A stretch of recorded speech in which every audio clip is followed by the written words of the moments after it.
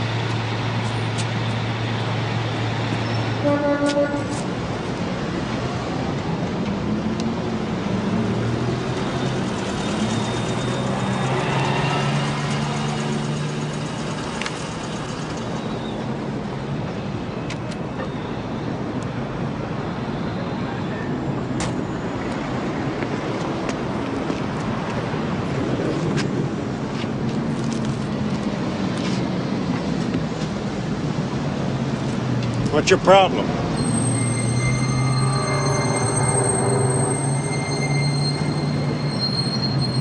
I said, what's your problem?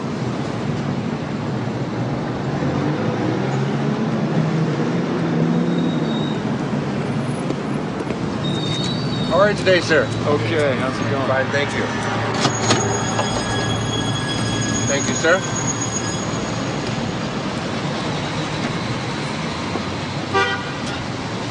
Here you are, sir. Thank you.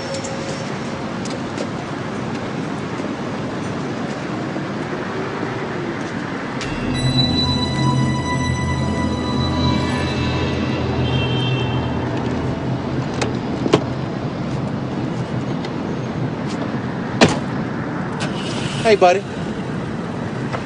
You gonna pay for that or what?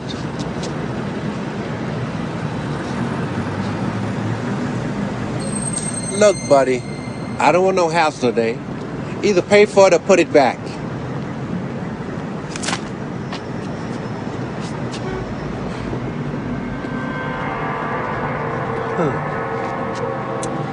Sleep. Sleep. Sleep. Sleep. We are in a world in which the vast majority of the population is in an amnesic state. They are in a hypnotic trance because they have been implanted with false information about themselves and the world ever since they arrived. Our impulses are being redirected. We are living in an artificially induced state of consciousness that resembles sleep. The poor and the underclass are growing. Racial justice and human rights are non-existent. They have created a repressive society, and we are their unwitting accomplices. Their intention to rule rests with the annihilation of consciousness. We have been lulled into a trance.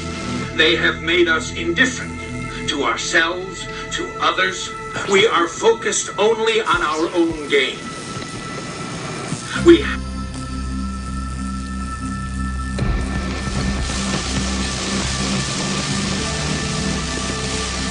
Please understand, they are safe as long as they are not discovered. That is their primary method of survival. Keep us asleep, keep us selfish, keep us sedated. Secrecy is repugnant. Repugnant.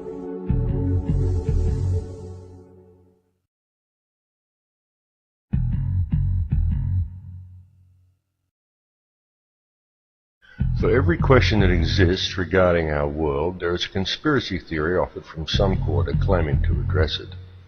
These conspiracy theories number into the hundreds, and they nearly always dead ends, or at best lead to another conspiracy theory, and so on, ad infinitum. Now, even though it's become obvious to most that something is not quite right, and that some sort of global conspiracy does indeed exist, it's still very hard to see exactly what it is and where the truth really lies. John F. Kennedy described the situation in this manner. For we are opposed around the world by a monolithic and ruthless conspiracy that relies primarily on covert means for expanding its sphere of influence, on infiltration instead of invasion, on subversion instead of elections, on intimidation instead of free choice. It is a system which has conscripted vast human and material resources into the building of a tightly knit, highly efficient machine that combines military, diplomatic, intelligence, economic, scientific, and political operations. Tightly knit, highly efficient, tightly knit. Its preparations are concealed, not published. Its mistakes are buried, not headlined. Its dissenters are silent, not prayed. No expenditure is questioned. No secret is revealed. The very word secrecy is repugnant. Later, when trying to conduct an investigation into the Kennedy assassination, the director of the FBI, J. Edgar Hoover, echoed Kennedy's sentiments when he said, "The individual is handicapped by coming face to face with a conspiracy so monstrous he cannot believe it exists." It's time the people of the world stood up and paid heed to the urgency and importance contained within those two quotes. And yet, you say, even if one were to do so, how would we, the ordinary individual, ever get to the bottom of this? And if we do ever get to the bottom of it, then what are we to do then? And those are both very good questions. Well, the best way to start is to get all fluoride out of your diet and to gain a better understanding of history, and then learn to look at each news story from a global perspective. Disregard most of what the announcer tells you to believe and place the event where it belongs on the global stage. Then ask yourself that old Greek adage, quid bono, who benefits?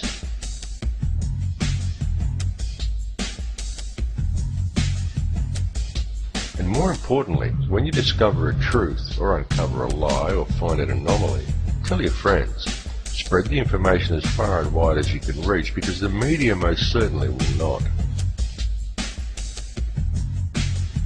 However, the most important thing of all is to be aware of your surroundings in a global sense. See the big picture.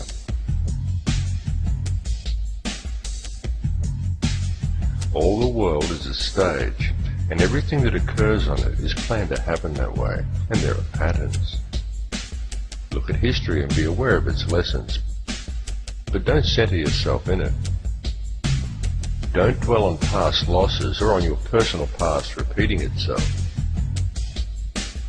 Likewise, look at the future and see that it is what each of us make of it. But don't center yourself in it. Don't focus on waiting for miraculous or earth-changing events. Gain wisdom and knowledge. Look at the big picture. The past and the future become self-evident.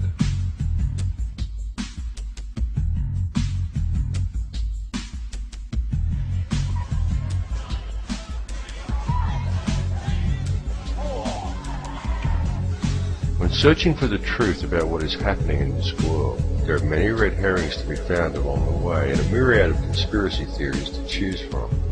Many of them seem quite possible because many of them are partially true, but all are designed to lead nowhere and to keep you distracted.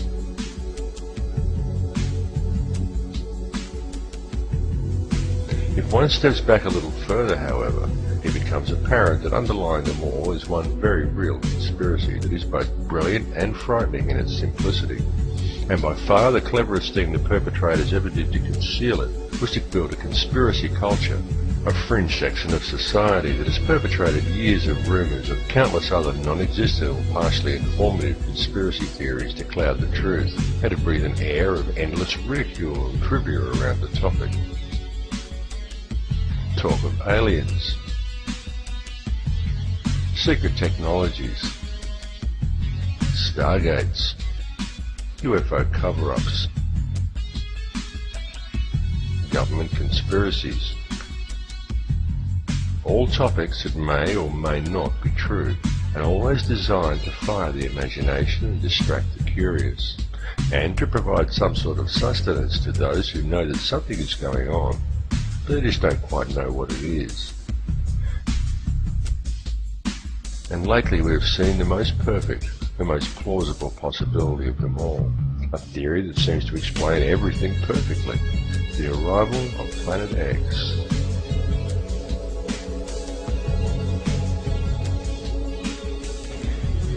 The very word secrecy is repugnant in a free and open society. And we are, as a people, inherently and historically opposed to secret societies, to secret oaths, and to secret proceedings. For we are opposed around the world by a monolithic and ruthless conspiracy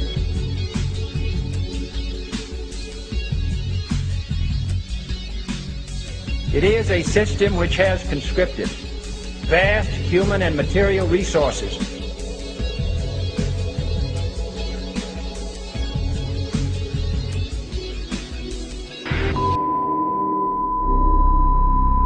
Today, 6 corporations control all major media in the United States, including the principal television networks. These 6 corporate entities, in turn, control the information being broadcast on a daily basis. The average American adult watches more than 4 hours of television each day. The constant flow of entertainment, news, and information that is consumed by the American public shapes their perception of the reality in which they live. By controlling the dissemination of information, broadcasters and their corporate heads are able to control the masses. The constant, carefully shaped messages on television guide the public to predetermined conclusions. Therefore, TV has become a weapon of mass persuasion.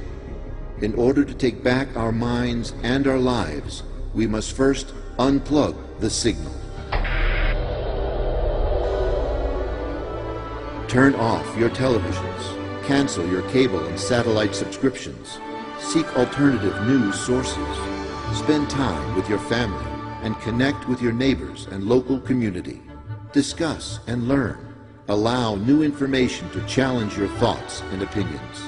When we unplug the signal, we begin to realize that the world matrix that surrounds us is false. Many things we once thought of as true are lies. Never let us forget the truth will not be televised.